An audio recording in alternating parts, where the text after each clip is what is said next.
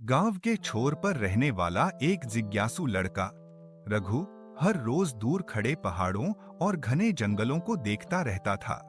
गांव के बड़े उसे वहां न जाने की चेतावनी देते, पर उसके दिल में साहस और खोज की आग थी। एक दिन वह सवेरा होते ही छुपकर जंगल की ओर निकल गया। रास्ते में उसे रंग बिरंगी तितलियां, अनजाने पक्षी और चुपचाप बहती झरने की धुन मिली। जंगल डरावना नहीं बल्कि जादुई था। रघु ने वहां सिर्फ पेड़ पौधे नहीं खोजे, बल्कि खुद में छुपे आत्मविश्वास और आजादी का स्वाद भी चखा। जैसे जैसे रघु जंगल की गहराइयों में बढ़ता गया, उसे रास्ते में एक पुराना बेलों से ढका हुआ पत्थर का दरवाजा दिखा। उसकी आंखों में चमक आ गई। साहस जुटाकर उसने दरवाजा खोला तो भीतर एक शांत झील के किनारे एक बूढ़ा साधु बैठा ध्यान कर रहा था। साधु ने आंखें खोली और मुस्कुराकर रघु से कहा, तुम खोजने आए थे जंगल को, लेकिन असली खजाना तुम्हारे भीतर है। साधु ने रघु को पेड़ों से बात करना, पक्षियों की भाषा समझना और खुद की अंतरात्मा सुनना सिखाया। कुछ दिनों बाद जब रघु गांव लौटा, वह पहले से कहीं ज्यादा शांत, समझदार और खुश था।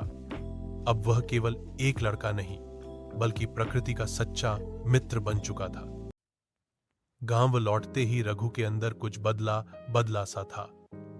अब वो शरारती लड़का नहीं, बल्कि एक शांत, जागरूक और गहराई से सोचने वाला बालक बन गया था। उसने गांव वालों को पेड़ों के महत्व के बारे में बताया, पक्षियों की भाषा के छोटे संकेत सिखाए और बच्चों को प्रकृति के साथ खेलना और उसका सम्मान करना सिखाया। धीरे धीरे गांव में बदलाव आने लगे। लोग अब नदी को साफ रखने लगे, पेड़ों के नीचे ध्यान करने लगे और बेवजह शोर मचाना बंद कर दिया।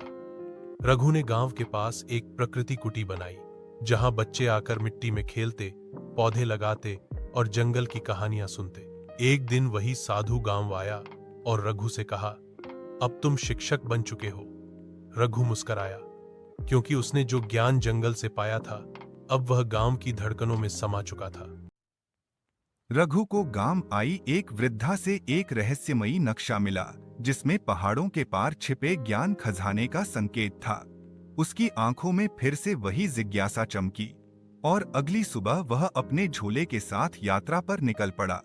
कठिन रास्तों, झरनों, चट्टानों और जंगलों को पार करते हुए वह एक गहरी गुफा में पहुंचा। वहां दीवारों पर लिखा था, जो स्वयं को समझे वही सच्चा खजाना पाए। गुफा के भीतर उसे बोध सूत्र नामक एक प्राचीन पुस्तक मिली, जिसमें जीवन, प्रकृति, ध्यान और आत्मज्ञान का सार था। जब वह गांव लौटा तो उसने बच्चों और बड़ों को यह ज्ञान सिखाना शुरू किया। गांव में बदलाव दिखने लगा। लोग अब अधिक जागरूक, शांत और एक दूसरे के प्रति सहानुभूतिशील हो गए। रघु जान चुका था कि असली खजाना किसी चीज में नहीं, बल्कि स्वयं को जानने और बांटने की शक्ति में छिपा है। रघु की कहानी हमें सिखाती है कि असली खजाना बाहरी चीजों में नहीं, बल्कि आत्म, ज्ञान, साहस और सेवा की भावना में छिपा होता है। जब हम अपने डर को पीछे छोड़कर खुद की तलाश करते हैं, तो हमें वह शक्ति और समझ मिलती है जो जीवन को सार्थक बनाती है।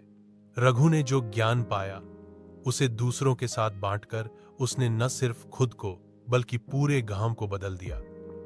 यह कहानी हमें प्रेरित करती है कि हम भी भीतर झांकें, प्रकृति से सीखें और समाज के लिए कुछ सकारात्मक करें।